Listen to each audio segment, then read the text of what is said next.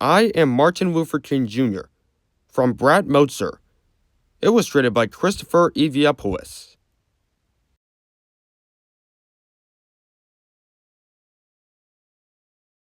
I am Martin Luther King Jr. When I was little, I used to get into a lot of accidents.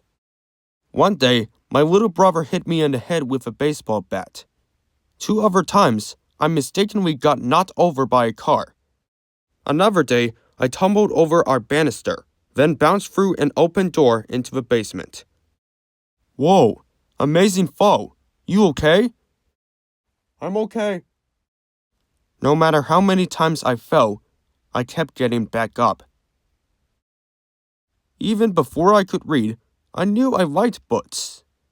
My dad always talked about how I kept a lot of books around me. I used to tell my parents, when I grow up, I'm going to get me some big words.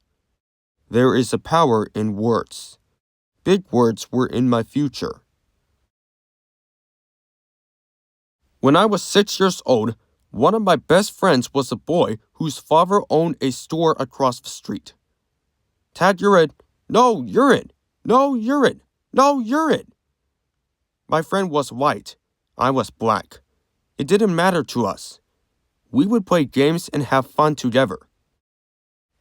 But when we started going to school, everything changed. He went to a school where all of the kids were white. I went to a school where everyone was black. Soon after, he told me, I can't play with you anymore. Why? My dad said so. He doesn't want us being friends. But why? You're one of my best friends, aren't you? Aren't you? I didn't understand. It didn't make sense. At dinner, my parents explained, it's because you're black and he's white.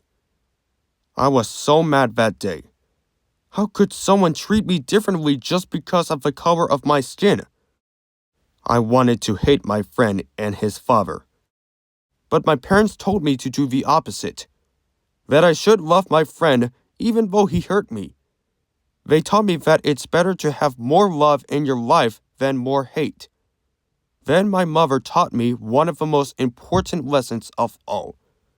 You are as good as anyone. You must never feel that you are less than anyone else. I wanted to believe it, but every day I saw the opposite. I saw you could be treated unfairly just because of the color of your skin. If you were white, you went to a good school with great playgrounds and plenty of books. If you were black, your school was small, sometimes with no desks or even windows. Check it out, a playground. Check it out. Where's our playground? It wasn't just the schools. Black people had to use different water fountains, different elevators, even different bathrooms. In fact, on a hot day when everyone wanted ice cream, if you were white, you could sit at the counter and eat from a nice dish. But since I was black, if they served me at all, it was through a side window, and they put my ice cream in a flimsy paper cup. This ice cream is perfect. This ice cream is melted. It got even worse when I was 14. I had just won a speech competition. My speech was about being fair to all people. I was so excited. Then, on the bus ride home, a few white people got on board. You need to give up your seats to the whites. At first, I stayed put. It didn't seem fair. But my teacher convinced me to move. We spent the rest of the ride standing and getting tossed in every direction. It was the angriest I have ever been. Every day, this is what life was like. Black people were treated terribly. The only question was, what could I do about it? At the age of 15, I started college. By 19, I became a minister and entered seminary school to study religion. Over those years, I read the words of Henry David Thoreau and Mahatma Gandhi. Thoreau taught me about civil disobedience, how an evil system could be changed without violence. Gandhi opened my mind to the power of residence. What's that? Love. It's using love and peaceful methods to change unfair things in society. It was a lesson I wanted to share with everyone. In no time at all, I got my chance. In Alabama, a black woman named Rosa Parks was told to give up her bus seat to a white man. It was just like what happened to me. But unlike me, Mrs. Parks refused. She was arrested. Early the next morning, I got a phone call from a local community leader. It's time to take a stand. We should boycott the buses so everyone knows that we won't accept this treatment anymore. You know that's not going to be easy. Do not ask if it's easy. Ask if it's right. It was just like Thoreau taught. Instead of using violence to protest the unfair rules, black people would use a peaceful method. We would not ride the public buses. Without our money, the bus companies would go out of business. Now the only question was, would it work? On the first day of a protest, my wife called me to the window. The buses are all empty. It's working. We had to keep it going. As the head of a bus boycott, I gave one of the most important speeches of my life. The room was packed. Camera crews were filming. I had only 20 minutes to prepare. I didn't use notes. But by speaking from my heart, I found out how big words can be. We are determined here in Montgomery to work and fight until justice runs down like water and righteousness like a mighty stream. When the history books are written in the future, somebody would have to say, there lived a race of people, a black people who had the moral courage to stand up for their rights. The police put me in jail, saying I was breaking the law.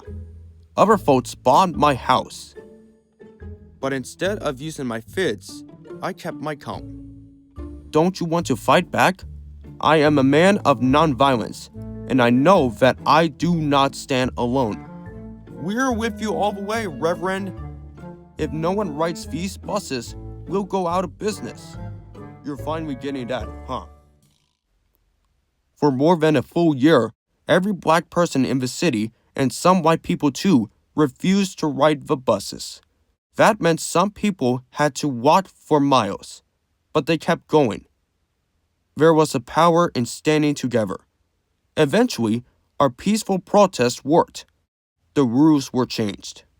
Public buses could no longer separate people based on the color of their skin. That was only the beginning. Soon, our peaceful protests sparked other peaceful protests. At lunch counters, college students organized sit-ins, where they would not stop until everyone could eat together. Our methods of nonviolence were so powerful, I was invited to meet with the president at the White House. But sometimes, the hardest problems were right at home. Daddy, look, an amusement park. Please, can we go? I'm sorry, Yoki, we can't. Funtown is not open to black people. Seeing my daughter cry was one of the most painful moments of my life. It only made me work harder for change. Was it easy? Absolutely not. During one protest in Birmingham, Alabama, the police again arrested me and locked me in a dark jail cell that had only one window. Someone slipped me a newspaper in which white religious leaders had written an article calling us lawbreakers. Someone then snuck me a pen. In that jail cell, I wrote my own response in the margins of the newspaper and even on toilet paper. My letter from Birmingham jail was soon published as a pamphlet. Then, it was in magazines and newspapers. Today, it has been read by millions of people. Like I said, it is amazing how big words can be. Our message was so important, even kids your age joined us. In Birmingham, during the Children's Crusade, more than 1,000 kids, some as young as 6 years old, showed up to march. What do you want? Freedom! The first day, the police arrested 900 of them. The next day, 2,500 children showed up ready to go to jail. This was our finest hour. Enraged that we were not giving up, the chief of police told the firemen to spray the children with water hoses and attack them with darts. They thought it would stop us. But instead, as the whole country watched on TV what they were doing to our children, it was a wake-up call from the nation's conscience. How can they treat little kids like that? That's not right. We need to help them. 90 days later, the rules began to change. Now blacks and whites in Birmingham were using the same lunch counters, water fountains, and restrooms. You can feel it in the air. More change was coming. Freedom was contagious. By the summer of 1963, an estimated 1 million Americans held their own protests in cities across the country. A man named A. Philip Randolph suggested a massive march. If we march together peacefully, they won't be able to ignore us. Together, we can convince Congress and the President to pass laws so that no one in America can treat people differently based on skin color. I like the idea. Where should we have it? There's only one place. People came from almost every state. They came in nearly every form of transportation. They even took off work and did not get paid just to be there. Old people, young people, black people, white people, even children like you, they all came to Washington, D.C., gathering in a righteous army. Why? Because they wanted a change. And they knew the surest way to change the world is to stand together. I am happy to join with you today in what will go down in history as the greatest demonstration for freedom in the history of our nation. On August 28, 1963, I stood at the podium and spoke what some later called my biggest words of all. I have a dream that my 4 little children would one day live in a nation where they will not be judged by the color of their skin, but by the content of their character. I have a dream that one day little black boys and black girls would be able to join hands with little white boys and white girls as sisters and brothers. Let freedom ring from every mountainside. Let every freedom ring. After the March on Washington, the President and Congress passed new laws for civil rights. But that didn't mean our work was done. Indeed, our greatest battle was still to come. It began with 600 activists as they tried to walk 54 miles from Selma, Alabama, to the state capital of Montgomery. Back then, there were rules that stopped black people from voting. If you want to change the laws, you have to be able to vote for new people who make the laws. We're marching to tell the governor, we want voting rights. This brutally must end. No matter what, don't let them pass. The police had billy clubs and tear gas. They attacked our group and knocked many people down. But as I learned so long ago, you have to get back up. No matter how hard they hit us, we remained peaceful. Still, we didn't get through. 2 days later, we tried again. Now, there were 2,500 of us. We will get to Montgomery. No, you won't. I promise you won't. Once again, we tried. Once again, we did not get through. Did we give up? What do you think? It was Sunday, March 21, 1965, our third try. Now, we had 8,000 people with us. We are on the move. We shall overcome. For 2 days, we marched. Rain could not stop us. The world was watching. The White House was too. President Johnson even sent troops to protect us. Check out the crowd. Black, white, Christian, Jewish, all standing together. Exhaustion could not stop us. As we reached Montgomery, Alabama, tears were shed. But this time, they were tears with joy.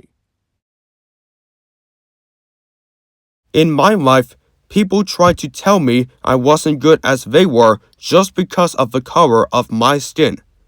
When someone hurts you like that, it can be tempting to hurt them back. You must refuse. When someone shows you hate, show them love. When someone shows you violence, show them kindness. To reach our goals, we must walk the path of peace. We must lock arms with our brothers and sisters. We must march together. When we do, our voices will be heard and freedom will ring. Remember Funtown Amusement Park? Its doors eventually opened to black people and Dr. King got to take his daughter. Did you know that he was the youngest person to win the Nobel Peace Prize at that time? Just 35 years old. He donated the prize money to the civil rights movement. He said that the prize was the work of many other unsung heroes. He fought against poverty too. There's even a national holiday for him the third Monday of every January. Only Washington and Lincoln get a day like that, and they share theirs. It's a day to remember how far we've come and how much more work there is to do. I am Martin Luther King Jr. I stand for peace. I stand for justice. I stand to help others. I stand as proof that no matter how hard the struggle, we must fight for what is right and work to change what is wrong. Whatever struggle you face, no matter how hard it gets, you must always move forward. I am proof of this. If we rise up, if we stand together, if we remain united, nothing can stop our dream.